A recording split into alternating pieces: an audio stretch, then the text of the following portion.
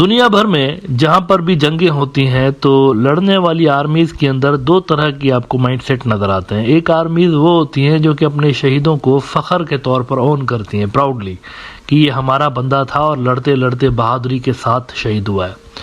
لیکن ایک دوسرا بھی مائنڈ سیٹ ہے اور وہ مائنڈ سیٹ آپ کو اسرائیل کی فوج کے اندر خاص طور پر نظر آتا ہے. ان کا مائنڈ سیٹ یہ ہے کہ یہ ہمیشہ اپنے مرنے والے اور ہلاک ہونے والے جو ان کے سپاہی ہوتے ہیں ان کی تعداد کو اکثر کم کر کے بتاتے ہیں. اور یوزولی یہ بھی ہوتا ہے کہ مختلف بہانے بتائے جاتے ہیں ان کے مرنے کے. مثال کے طور پر کبھی یہ کہا جاتا ہے کہ درخت سے نیچے گر کے مر گیا ہمارا فوجی, کبھی کہا جاتا ہے کہ پھسل کے گر گیا اور مر گیا. یہ بھی انہوں نے بائی دا وے ایسا ہوا ہے اسرائیل کے اندر, پھسل کے گر گیا اور مر گیا, یہ بھی انہوں نے بتایا. اور اس طرح کے بھی آپ کو بہانے سننے کو ملتے ہیں کہ ایکسیڈنٹ میں مر گیا, کبھی کہتے ہیں فرینڈلی فائرنگ میں مر گیا اپنے ہی بندے کے ہاتھوں. تو یہ وہ نیریٹو ہے جس کے اندر یہ لمبے عرصے تک پہلے تو کیجوالٹیز چھپاتے ہیں اپنی, اور اس کے بعد جب ان کو بتانا ہوتا ہے تو دوسرے ریزنز بتا کے اور ان کو جو ہے وہ اپنے مرنے والے لوگوں کو ظاہر کرتے ہیں.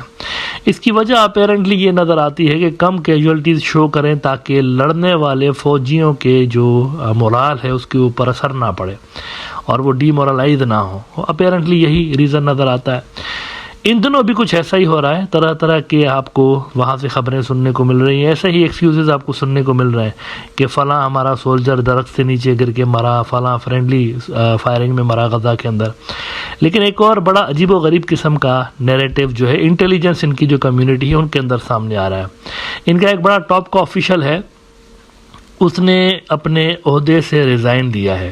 اب ریزائن دیا ہے یا اس کو لات مار کے نکالا گیا ہے یہ آپ پہ چھوڑتا ہوں, ڈیٹیلز آپ کے ساتھ شیئر کرتا ہوں, اس کے بعد آپ خود ڈیسائیڈ کریے کہ ان کو نکالا گیا ہے یا اس نے ریزائن کیا ہے. ریزائن اس نے پرسنل ریزنز پہ کیا ہے کہا جا رہا ہے, اور ریزن جو بتایا جا رہا ہے اس ٹاپ کے انٹیلیجنس آفیسر کے ریزیگنیشن, سو کالڈ ریزیگنیشن کے پیچھے وہ یہ بتایا جا رہا ہے وہاں کے اخبارات میں اس بندے کا چکر چل رہا تھا, اس کا افیئر چل رہا تھا ایک بندی کے ساتھ, اور وہ بندی اس کی جونیئر تھی.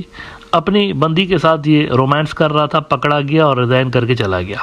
Now would you believe that کہ ایسا بھی کوئی ریزن ہو سکتا ہے, لیکن کہا جا رہا ہے. البتہ اصل ریزن یہ بتایا جا رہا ہے کہ 7 اکتوبر کو جو حماس نے ان کو سرپرائز کیا, اس حملے میں یہ ٹوٹلی آف گارڈ تھے اور ان کو پتہ بھی نہیں چلا کہ کیا ہو رہا ہے اور کس طرح سے یہ موومنٹ ہو رہی ہیں ساری. تو اس وجہ سے کہا جا رہا ہے اصل ریزن یہ ہے کہ ان کو لات مار کے نکالا گیا ہے انویسٹیگیشنز کے بعد کہ آپ کی غلطی تھی, آپ کو پتہ نہیں چلا. یروشلم پوسٹ رپورٹ کر رہا ہے کہ آئی ڈی ایف سے southern intelligence head resigns over war time romance scandal. The IDF said that he is resigning because of an improper romance that he had with a female intelligence officer below his rank. اپنی junior کے ساتھ یہ پیار کی پینگے بڑھاتے ہوئے پکڑے گئے تو انہوں نے ریزائن کر دیا. Bizarrely, the IDF said that the colonel was resigning due to personal reasons without reference to the failure of October 7. Rather, the IDF said that he is resigning because of an improper romance that he had with a female intelligence officer below his rank. تو اصل جو reason ہے وہ اوپر کی line میں آپ کو نظر آ رہا ہے. اکتوبر 7 والا جو حملہ تھا اس کو روکنے میں ناکام ہوئے تو ان کو نکالا گیا ہے, اپنے ٹاپ کے انٹیلیجنس ہیڈ کو انہوں نے فائر کر دیا. اچھا, اس کے ساتھ رمضان المبارک کا مہینہ چل رہا ہے اور بڑا برکتوں والا اور رحمتوں والا مہینہ اس کو مسلم برادری مانتی ہے.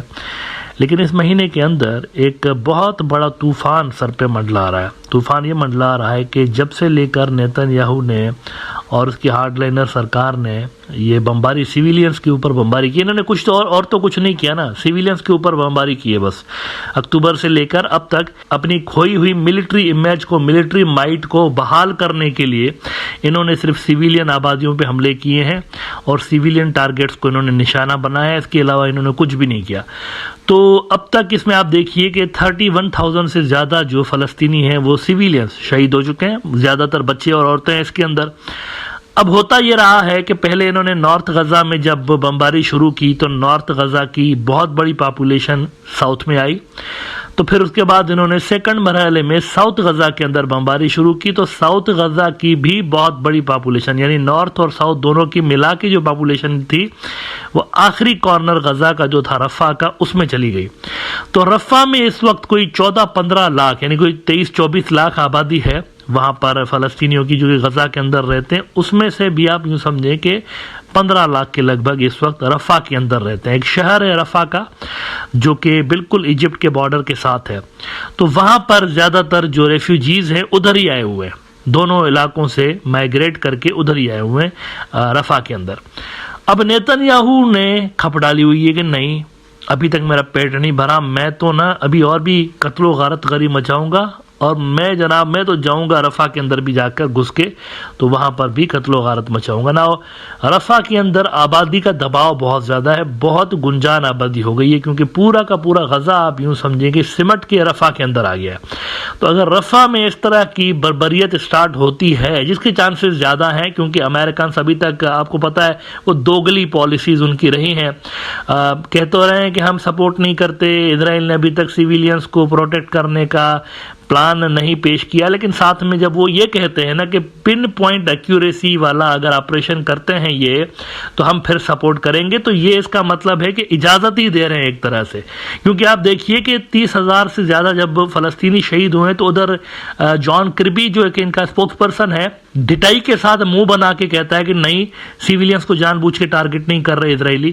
تو ان کو نظر نہیں آ رہا ہوتا، اصل میں 30,000 سے زیادہ فلسطینی شہید ہو گئے، ان کی آنکھ میں کنکر پڑے ہوئے ہوتے ہیں اور ان کو یہ جو شہادتیں ہیں یہ نظر نہیں آتی. تو یہ پن پوائنٹ ایکیوریسی یہ سارا ڈرامہ ہے، ڈھکوسلا ہے. یہ جب کہتے ہیں نا کہ ایکیوریسی کے ساتھ اگر ٹارگٹس کو ہٹ کریں گے تو سپورٹ کریں گے، اٹس نتھنگ لائک دیٹ. یہ اصل میں اجازت دینا ہی ہے. تو رفح کے اندر اگر اسرائیل کاروائی کرتا ہے رمضان کے اندر تو اس کے کنسیکوینسز بہت زیادہ خطرناک ہو سکتے ہیں، کیونکہ یہاں پر آبادی پورے کی پورے غزہ کی یہاں پر آئی ہوئی ہے. دا یروشلم پوسٹ کہتا ہے کہ Netanyahu IDF will enter Rafah, international pressure won't stop us. دنیا کی پہلے کبھی کون سی سنی ہے جو اب سنیں گے؟ دنیا کہتی رہے، بولتی رہے، ہم تو نہیں سنیں گے ان کی، ہم چلے جائیں گے اندر اور جو ہمیں ادھم مچانی ہوگی مچائیں گے. نیتن یاہو کو کوٹ کرتے ہوئے یروشلم پوسٹ کہتا ہے کہ while the IDF is preparing to continue fighting in Rafah, we are facing international pressure to prevent us from entering the area and completing the job. As the Prime Minister of Israel, I will repel these pressures. We will enter Rafah and we complete our mission of eliminating Hamas to restore security for the people of Israel and bringing complete victory to the country. Now, کیا Hamas سے ختم ہو سکتی ہے؟ دیکھیں، Hamas ایک ideology ہے اور ideology جو ہوتی ہے وہ فورس کے استعمال سے ختم نہیں ہوتی، بلکہ اس میں جب آپ فورس استعمال کرتے ہیں تو اس میں مزید تیزی آتی ہے آئیڈیولوجی کے اندر. سوال یہ پیدا ہوتا ہے کہ یہ آئیڈیولوجی کمزور ہو رہی ہے اسرائیلی ایکشنز کی وجہ سے یا مضبوط ہو رہی ہے؟ اس کے لیے یروشلم پوسٹ ہی دیکھ لیجئے کہ کنگ آف غزہ یحییٰ سنور، یہ غزہ کے اندر حماس کا ہیڈ ہے. یحییٰ سنور still holds large Palestinian support in Gaza. Is the Gazan public fed up with Hamas? It's really not clear. King of Gaza یعنی ابھی بھی آپ یوں سمجھیں کہ سب سے زیادہ فلسطینی جو وہاں رہتے ہیں ان کو سپورٹ کرتے ہیں کہ یہ تو ظالموں کے ساتھ لڑ رہا ہے، انہوں نے جو بربریت اسرائیلیوں نے مچائی ہے اس کو حماس ہی تو جواب دے رہا ہے. اگر حماس بھی نہ ہو تو پھر کون ان کو فیس کرے گا، کون ان کو ریزسٹ کرے گا؟ اس حوالے سے وہ کہہ رہے ہیں کہ حماس والوں کی جو وہاں پر سپورٹ ہے گراؤنڈ میں وہ بڑھ رہی ہے مزید. تو وہ جو میں نے بات کی کہ آئیڈیولوجیز جو ہوتی ہیں وہ طاقت کے استعمال سے ختم نہیں ہوتی، لہذا یہ جو ان کا ماننا ہے نا کہ رفح کے اندر جائیں گے تو پھر حماس ختم ہو جائے گا، it's not like that. Rafah کے اندر گھسنے کے بعد شہادتوں کی تعداد بڑھ جائے گی، امیڈیٹلی بہت زیادہ بڑھ جائے گی، کیونکہ لوگ وہاں بہت زیادہ ہے. پہلے بھی غزہ کے اندر کنجسٹڈ آبادی ہے، لیکن یہاں پہ تو بالکل ہی آپ یوں سمجھے کہ صورتحال یہ ہے کہ ایک چھوٹا سا شہر ہے، اس کے اندر نارتھ اور ساؤتھ غزہ کی اکثر آبادی آ کے آباد ہو گئی ہے، وہاں پر اکثر لوگ ان کے آباد ہو گئے وہاں پہ آ کے.